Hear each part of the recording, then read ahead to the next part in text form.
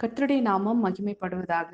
இந்த நாளிலும் நம்ம தியானத்துக்காக எடுத்துக்கொண்ட தேவனுடைய வார்த்தை 1 சாமுவேல் 18வது அதிகாரம் 28வது வார்த்தை. அந்த வார்த்தையில இப்படி சொல்லப்பட்டிருக்குது. கர்த்தர் தாவீதோடு இருக்கிறார் என்று சவுல் கண்டறிந்து கொண்டான். சவுலின் குமாரத்தியாகிய மீகாளும் அவனை நேசித்தாள். நமக்கு தேவையான வசனம் இன்னைக்கு மனைவி அப்படிங்கிற உறவை பத்தி நம்ம தியானிக்க போறோம். அதனால சவுலின் குமாரத்தியாகிய மீகாளும் அவனை நேசித்தாள் அப்படின்னு சொல்லி அந்த இடத்துல இருக்குது. அந்த வசனத்தை நம்ம தியானிக்கலாம். 1 சாமுவேல் 18:20 சவுலின் குமாரத்தியாகிய மீகாள் தாவீதை நேசித்தாள் அப்படின்னு இருக்குது. இந்த நேசித்தாள் என்கிற காரியத்தை அறிந்ததுக்கு அப்புறம் தான் சவுல் என்ன பண்றாரு அப்படின்னா தாவீதுக்கு அவங்கள கல்யாணம் கட்டி கொடுக்குறாரு. ஆனா அவர் கட்டி கொடுத்த நோக்கம் வேற. நம்ம இன்னைக்கு பாக்குறது என்னன்னா மீகாள் காதலித்து திருமணம் செய்யறாங்க. தாவீதை காதலிச்சுதான் அவங்க திருமணம் செய்யறாங்க. இன்னைக்கு நிறைய பேர் ஒரு காரியத்தை சொல்லி இப்படி நான் கேள்விப்பட்டிருக்கேன். அதாவது நம்ம யாரையாச்சும் காதலிச்சு கல்யாணம் பண்ணிக்கிறத விட நம்மள யாரு காதலிக்கிறாங்களோ அவங்கள நம்ம கல்யாணம் பண்ணிக்கிட்டா நம்ம வாழ்க்கை நல்லா இருக்கும் அப்படின்னு சொல்லி நிறைய பேர் சொல்லி நான் கேள்விப்பட்டிருக்கிறேன். ஆனா அப்படி கல்யாணம் பண்ணி வந்த எல்லாரோட வாழ்க்கையிலும் நிறைய பிரச்சனைகள், நிறைய பிரிவினைகள், அதையும் நான் கேள்விப்பட்டிருக்கிறேன். மீகாள் தாவீது கிட்ட நான் உனக்கு காலம் பூரா உனக்கு மனைவியா இருக்கணும்னு சொல்லி ஆசைப்பட்டு தான் நான் கல்யாணம் வந்தேன்னு சொல்லி கல்யாணம் வந்திருக்கலாம். ஆனா பாருங்க, ஒரு சூழ்நிலை வரப்போ தாவீத பார்த்து அவங்க ரொம்ப மோசமா பேசுறாங்க.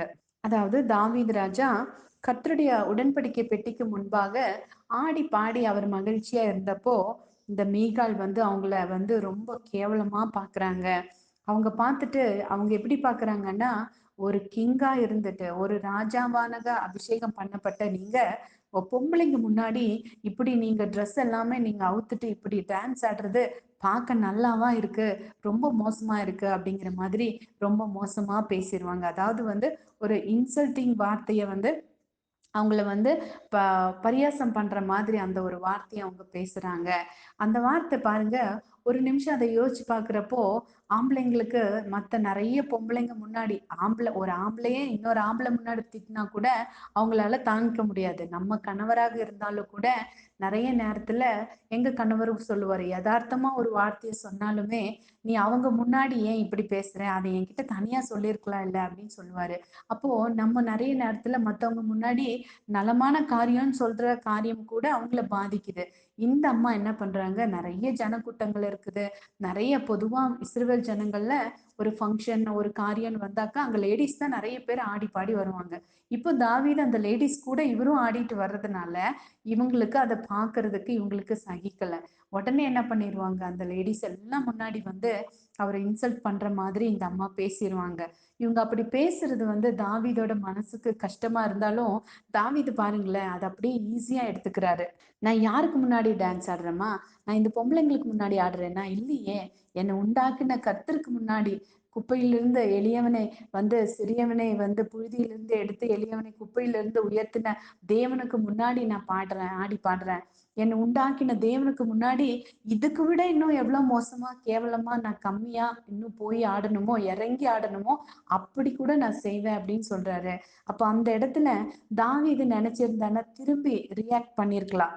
நான் ஆண்டவருக்கு முன்னாடி ஆட்டம் போட்டுட்டு வந்தா, நீ மத்த பொம்பளைங்க முன்னாடி என்னை இப்படி கேவலமா பேசுற அப்படின்னு சொல்லி தாவீது திரும்ப சண்டை போட்டிருக்கலாம், திட்டியிருக்கலாம், மீகால அவமானப்படுத்துற மாதிரி பேசியிருக்கலாம். நமக்கு எப்பவுமே பாருங்க, யாராவது ஊசி குத்துற மாதிரி ஒரு பேச்சு நம்ம கிட்ட வரும்போது டக்குன்னு நம்ம பேசுற வார்த்தை மூலமா நம்ம வார்த்தையும் அவங்களுக்கு குத்தணும். அவங்க வார்த்தை எப்படி நமக்கு வலிச்சதோ அதே போல நான் பேசுற வார்த்தை மத்தவங்களுக்கு வலிக்கணும்னு சொல்லி நிறைய நேரத்துல அப்படி வலி தரக்கூடிய வார்த்தைகளை நம்ம பேசிடுவோம். அதனால குடும்பங்கள்ல, உறவுகள்ல ரொம்ப மோசமான காரியங்கள் நடக்குது. நிறைய டைவர்ஸ் இதனாலதான் நடக்குது. நிறைய பிரிவினைகள், கணவன் மனைவி அந்த வார்த்தைகளினால பிரிஞ்சு போயிடுறாங்க. குழந்தைகள் இதனால பாதிக்கப்படுறாங்க. இப்படிப்பட்ட காரியங்கள் எதனால வருது அப்படின்னாக்கா, ஒருத்தர் மோசமா வார்த்தை பேசுறப்போ, இப்போ மனைவி தாவீத தவறாக பேசினா கூட தாவீது அதை ஈஸியா எடுத்துக்கிட்டாரு. அவர் திரும்ப ரியாக்ட் பண்ணல. அவர் அப்படி பண்ணியிருந்தாருன்னா, அந்த நிமிஷமே அவங்கள அவர் ஒதுக்கி வச்சுட்டு வேற திருமணம் முடிச்சிருப்பாரு. ஆனா தாவீது அதை செய்யல. இப்போ இந்த சத்தியம் நமக்கு எதை கத்துக் கொடுக்குது அப்படின்னாக்கா, இந்த உலகத்துல எல்லா உறவுகளிலும் நான் சொன்ன மாதிரி நம்மை நேசித்து திருமணம் முடித்தவங்களா இருந்தாலும், அன்பான மனைவியா, அழகான மனைவியா இருந்தாலும் கூட, அந்த மனைவியும் கூட சில நேரத்துல நம்மள புரிஞ்சுக்க மாட்டாங்க. மத்தவங்க முன்னாடி வந்து தாவீத வந்து இன்சல்ட் பண்ணி பேசுன மாரி நெறைய காரியங்கள் இப்படி நடக்கலாம். ஆனா பாருங்க, அத நம்ம ஈஸியா நம்ம எடுத்து ஹேண்டில் பண்ணி போகும்போது தான், நம்ம வாழ்க்கை நலமா, ஸ்மூத்தா போகும். அப்படி இல்லன்னா, அந்த இடத்துல பிசாசு அந்த காரியத்தின் மூலமா குடும்பத்துல மிகப்பெரிய பிளவுகளை உண்டாக்குவான்.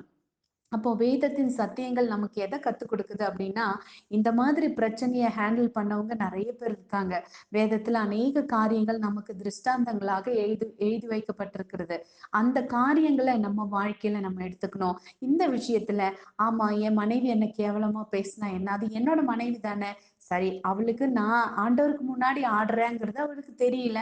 நான் ஒரு வேளை இந்த பொம்பளைங்க முன்னாடி ஆடுறேன்னு சொல்லி தப்பான பிக்சர்ல அவ பார்த்திருப்பா. அதனால இது ஒரு சின்ன மிஸ் அண்டர்ஸ்டாண்டிங் தான். அதனால இத நான் பெருசுபடுத்த மாட்டேன் அப்படின்னு சொல்லி தாவீது ராஜா போனது போல, அவர் அவ்ளோ பெரிய ஒரு கிங். அவரே அப்படி சாதாரணமா அத எடுத்துட்டு போறாருன்னா, நீங்களும் நானும் இன்னும் தாழ்த்தி நம்மள வந்து ஆண்டவருக்கு முன்னாடி நம்மள தாழ்த்தி நம்ம இருக்கும்போது, குடும்பத்துல உறவுகள் வந்து சமாதானமா இருக்கும்.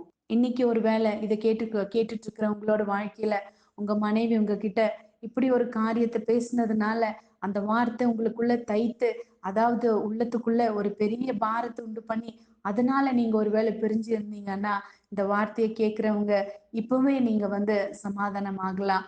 நம்ம ஆண்டவருக்கு முன்னாடி நம்ம வந்து நம்மள தாழ்த்தும்போது, இது எல்லாமே பெருசா நமக்கு தெரியவே தெரியாது. உங்க குடும்பம் பிரிஞ்சு இருக்கிறத ஆண்டவர் ஏற்றுக்கொள்ளவே மாட்டார். ஆண்டவர் அத சகிக்கவே மாட்டார். ஒரு குடும்பம் வந்து இணைந்து இருக்கிறத தான் ஆண்டவர் என்னைக்குமே விரும்புவார். நம்ம மனம் திரும்பி ஆண்டவர்கிட்ட நம்மள ஒப்பு கொடுக்கலாமா? ஆண்டவரே, இந்த அருமையான வேலைக்காக நன்றி அப்பா. இந்த வார்த்தைக்காக நன்றி. ஆண்டவரே, இன்னைக்கு யாரெல்லாம் இந்த வார்த்தைய கேட்டுட்டு இருக்காங்களோ, அவங்களோட வாழ்க்கையில ஆண்டவரே, குடும்பத்துல இருக்கிற ஒருத்தர் பேசின தவறான வார்த்தையினால, அப்பா மத்தவங்க முன்னாடி என்னை இவ்ளோ கேவலமா பேசிட்டாங்க. இப்படி இன்சல்ட் பண்ணிட்டாங்க. அதனால அவங்கள நான் மனைவியா ஏத்துக்க முடியாது. அவங்கள என்னால கணவனா ஏத்துக்க முடியாதுன்னு சொல்லி, எத்தன பேர் ஆண்டவரே இன்னைக்கு இருக்காங்களோ, அவங்களோடு கூட நீங்க பேசுங்கப்பா. எங்களுடைய உறவுகளில பிரிவினைகள் வராதபடிக்கு அவர்கள் சேர்ந்து வாழ கர்த்தர் கிருபை செய்வீராக. ஆண்டவரே, தங்கள் கணவனையோ அல்லது மனைவியையோ மன்னித்து ஏற்றுக்கொள்ள ஆண்டவரே, அவங்களுக்கு பக்குவத்த கொடுங்க. மன்னித்து ஏற்றுக்கொள்ளும் இருதயத்தை கொடுங்கப்பா. மன்னிப்பது மனுஷனுக்கு மகிமை அப்படின்னு சொன்னீரே தகப்பனே. அந்த மகிமையான காரியத்தை உடைய பிள்ளைகள் தங்களுடைய வாழ்க்கையில ஆண்டவரை செயல்படுத்த உதவி செய்யுங்க. ஜெபத்தை கேட்டு அப்படி செய்கிறபடினால் உமக்கு நன்றி. இயேசுவின் மூலம் கேட்கிறேன் நல்ல பிதாவே. ஆமென், ஆமென்.